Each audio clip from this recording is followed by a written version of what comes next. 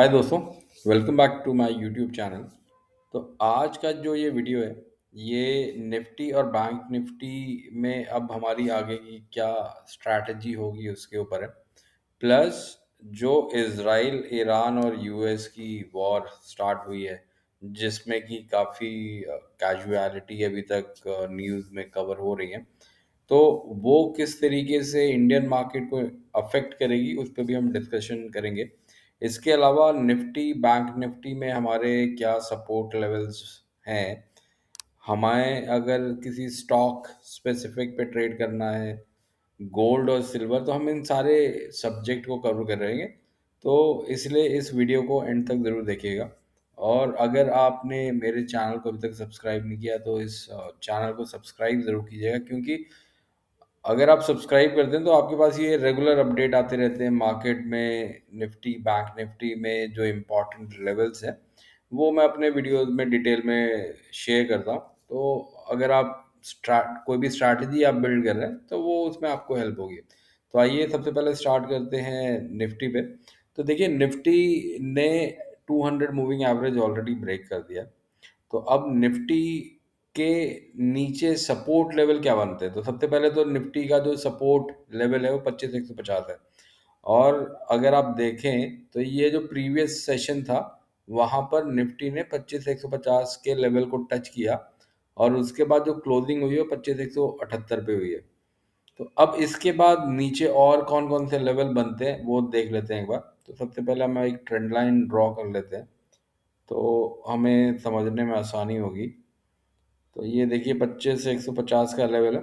और अगर हम इसको थोड़ा लॉन्गर टाइम फ्रेम में जाते हैं तो 25 से 150 की अहमियत भी समझ में आएगी। आप देखिए कि 25 से 150 को कितनी बार निफ्टी ने जो है सपोर्ट लिया है या रेजिस्टेंस की तरह इसने काम किया है। अब इसके बाद निफ्ट, अब क्योंकि वॉर की अनसर्टेनिटी है, तो अब इसके बाद मार्केट नीचे कहाँ तक जा सकता है। तो देखिए, अब नीचे की तरफ अगर हम बात करते हैं तो जो इसका प्रीवियस लो था, तो प्रीवियस लो जो बनाया था निफ्टी ने वो 24,650 के करीब बनाया था। तो ये एक सपोर्ट लेवल बनता है। प्लस यहाँ पर अगर आप देखिए तो ये 24,917। तो 24,917, सबसे पहले तो 25,000 का लेवल बनेगा। 25,000 और 24,900 ये एक लेवल है। तो 25,150 को अगर निफ्टी ब्रेक करता है तो उसके बाद जो नीचे जो सपोर्ट लेवल बनेंगे वो 25,000 और 24,900 तक के बनेंगे। और 24,900 को अगर निफ्टी ब्रेक करता है तो फिर हमें 24,600, और 24,600 को अगर निफ्टी ब्रेक करता है तो 24,400। तो ये कुछ इम्पोर्टेंट सपोर्ट लेवल हैं जो निफ्टी में। तो आप कोई भी अगर अपनी स्ट्रैटेजी बना रहे हैं तो इन लेवल्स को ज़रूर ख्याल में रखिएगा। और देखिए, ये टाइम जो अनसर्टेनिटी का टाइम है, इस टाइम में कोई भी इंडेक्स में ट्रेड करना तो मेरे हिसाब से मतलब वो एडवाइजेबल नहीं है। आप चाहें तो निफ्टी ईटीएफ में इन्वेस्ट कर सकते हैं लॉन्गर टाइम फ्रेम के लिए, क्योंकि अगर आप निफ्टी में इन्वेस्ट करते हैं 5 साल 10 साल की अगर आप स्ट्रैटेजी बनाते हैं तो ऑन एन एवरेज आपको 10 से 11% का रिटर्न निफ्टी में आराम से मिलता है। तो अभी शॉर्ट टर्म के लिए मेरी एडवाइस तो ये रहेगी कि अभी इंडेक्स में आप कोई भी ट्रेड ना लें, और अगर आप कोई ट्रेड लेते हैं तो इन लेवल्स को ज़रूर ख्याल में रखिए और अपने फाइनेंशियल एडवाइजर से ज़रूर कंसल्ट कीजिएगा। अब इसके बाद हम एक बार बैंक निफ्टी को भी देख लेते हैं। तो बैंक निफ्टी में अगर आप देखें तो कंपैरेटिवली बैंक निफ्टी जो है वो निफ्टी से बेटर ही है। और यहाँ पर अगर हम बात करते हैं तो जैसा कि मैंने अपने प्रीवियस वीडियो में बताया था कि बैंक निफ्टी का एक रेंज जो था पहले, वो 60,500 और 58,000 था। उसको बैंक निफ्टी ने ब्रेक किया, और अब 60,500 जो है वो बैंक निफ्टी का सपोर्ट हो गया। तो प्रीवियस ट्रेडिंग सेशन में बैंक निफ्टी ने 60,500 के लेवल को टच किया है। तो अब इसको अगर ये किसी भी वजह से ब्रेक करता है तो बैंक निफ्टी में नीचे जो लेवल खुलते हैं वो 58,000 के बनते हैं। 58,700, 58,500 ये बैंक निफ्टी में नीचे में सपोर्ट लेवल बनते हैं। तो अभी भी बैंक निफ्टी कंपैरेटिवली स्ट्रांग है। आप अगर बैंक निफ्टी में जो परफॉर्मिंग स्टॉक है उनको अगर आप देखते हैं तो जो गवर्नमेंट जो पीएसयू बैंक्स है वो बहुत ही स्ट्रांग है। और उसके अलावा आप कुछ और प्राइवेट बैंक्स को भी देखें तो वो जो है वो बेटर परफॉर्म कर रहे हैं, उसमें आपको उतनी गिरावट नहीं मिलेगी। जो निफ्टी की गिरावट है वो मेजरली जो अनसर्टेनिटी आईटी सेक्टर में है, जो कि एआई की अनसर्टेनिटी की वजह से अभी भी आईटी सेक्टर में जो इम्पैक्ट है वो कोई भी अभी डिसाइड मतलब कोई भी उसमें लेवल नहीं डिसाइड हो पा रहे हैं कि कितना आईटी सेक्टर जो अफेक्ट होगा एआई ऑटोमेशन के चलते हुए। वेयर एज बैंक निफ्टी में जो हमारे बैंक्स हैं वो काफ़ी स्ट्रांग है और वो बैंक निफ्टी को होल्ड कर रहे हैं।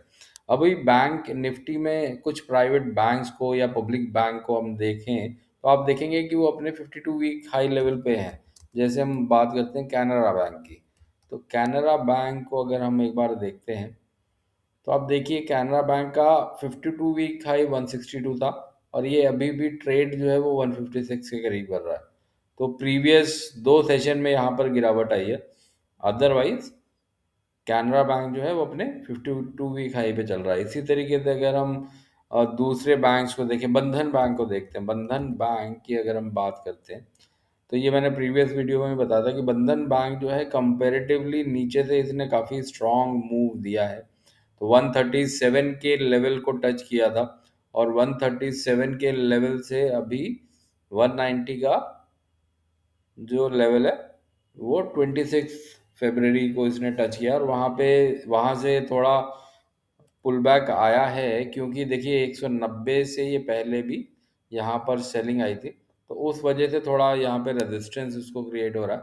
लेकिन अगर 190 के लेवल को बंधन बैंक पार करता है तो इसका जो नेक्स्ट रेजिस्टेंस बनता है वो 217 220 के करीब बनता है बंधन बैंक में।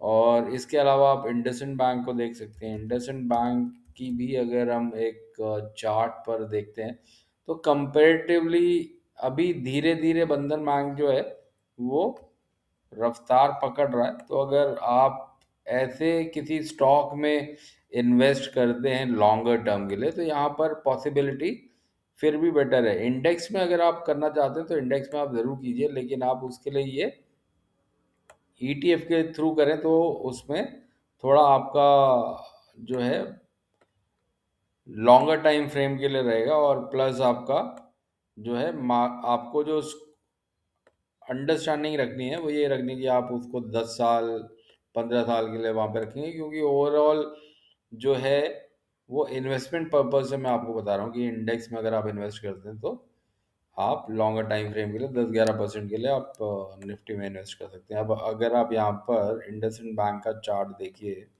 तो आप देखिए कि अभी जो इंडसइंड बैंक में आपको रेजिस्टेंस मिल रहा है वो ये 930 के लेवल को तो इंडसइंड बैंक पार कर चुका है। अब जो नेक्स्ट रेजिस्टेंस इंडसइंड बैंक में आपको मिलेगा वो 1000 का लेवल मिलेगा और 1000 के लेवल को इंडसइंड बैंक जब क्रॉस करेगा तो फिर 1100, फिर ये जो गैप आप देख रहे हैं यहाँ पर तो ये गैप जो है फिल होगा और इस गैप को फिल होने के बाद फिर जो है वो 1500 के लेवल के लिए फिर इंडसइंड बैंक तैयार होगा। तो लेकिन ये थोड़ी लंबी जर्नी है और ये टाइम टेकिंग जर्नी है। तो आप अगर उस हिसाब से देखते हैं कि अभी इंडसइंड बैंक 956 के लेवल पे है और अगर यहाँ से 2-3 साल में भी ये 1500 के लेवल पे जाता है तो दैट इज 50% ऑफ रिटर्न। तो इस तरीके के स्टॉक, क्वालिटी स्टॉक या फिर आप ऐसे डिविडेंड पेइंग स्टॉक भी आइडेंटिफाई कर सकते हैं। थोड़ा रिसर्च करना पड़ता है। तो उन स्टॉक में जिनका कि जो अभी प्राइस करेक्शन हुआ है और उनका हेल्दी डिविडेंड पे आउट है तो ऐसे स्टॉक में भी आप इन्वेस्ट कर सकते हैं। फिर इसके बाद हम बात करते हैं गोल्ड की। तो गोल्ड मुझे देखिए अनसर्टेनिटी में जो प्रीशियस मेटल होते हैं वो हमेशा ही स्ट्रांग मूव दिखाते हैं। तो गोल्ड देखिए अपने प्रीवियस जो ऑल टाइम हाई के लेवल थे उसके पास दोबारा से जा रहा है। तो यहाँ पर अगर सपोर्ट की बात करते हैं तो 5000 का जो लेवल है वो गोल्ड में सपोर्ट लेवल बनेगा। और ऊपर की तरफ रेजिस्टेंस की हम बात करते हैं तो 5400 5500 का जो है वो रेजिस्टेंस बनेगा गोल्ड में। सिल्वर की अगर हम बात करते हैं दोस्तों, तो सिल्वर में जो लेवल है वो अभी 93 या 93 के बाद 100, 100 के बाद फिर जो ऑल टाइम हाई 115 120 का था, वो सिल्वर में लेवल बनते हैं। तो इसके साथ मैं अपना ये वीडियो यहाँ पर समाप्त करता हूँ दोस्तों। आशा करता हूँ आपको ये मेरा प्राइस एनालिसिस जो है आपको हेल्प करे आपकी ट्रेडिंग में। आप किसी स्पेसिफिक स्टॉक के बारे में डिटेल में डिस्कशन चाहते हैं तो आप वो कमेंट बॉक्स में लिखना ज़रूर मत भूलिएगा। तो मैं उसके ऊपर फ्यूचर में कोई भी जब भी मैं अपना नया वीडियो लाऊंगा तो उस स्टॉक के बारे में डिटेल में वीडियो बनाएंगे। तो इसके साथ ही मैं अपना ये वीडियो यहाँ पे समाप्त करता हूँ दोस्तों। See you in my next video.